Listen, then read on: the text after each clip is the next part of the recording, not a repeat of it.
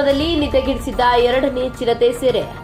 ಕೊರಟಗೆರೆ ಪಟ್ಟಣದ ಹೊರವಲಯದ ಕಾವಲುಬೀಳು ಗ್ರಾಮದಲ್ಲಿ ಕಳೆದ ಹಲವು ದಿನಗಳಿಂದ ಗ್ರಾಮಸ್ಥರ ನಿದ್ದೆಗೆಡಿಸಿದ್ದ ಎರಡನೇ ಚಿರತೆಯನ್ನು ಅರಣ್ಯ ಇಲಾಖೆ ಯಶಸ್ವಿಯಾಗಿ ಸೆರೆ ಹಿಡಿದಿದ್ದಾರೆ. ಚಿರತೆ ಸಂಚಾರದಿಂದ ಭಯಭೀತರಾಗಿದ್ದ ಗ್ರಾಮಸ್ಥರಿಗೆ ಇದೀಗ ನೆಮ್ಮದಿ ಸಿಕ್ಕಿದೆ.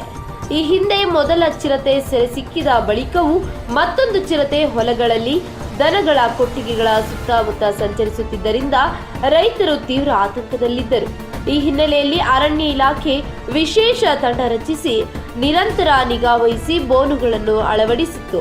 ಇದೀಗ ಎರಡನೇ ಚಿರತೆ ಬೋನಿಗೆ ಸಿಕ್ಕಿಬಿದ್ದಿದೆ.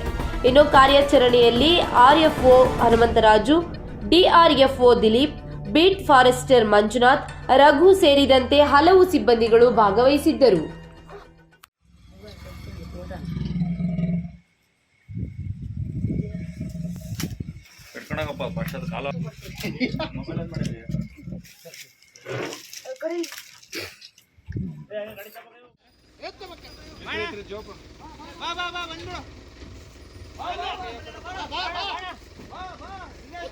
ಬರ್ಲಿ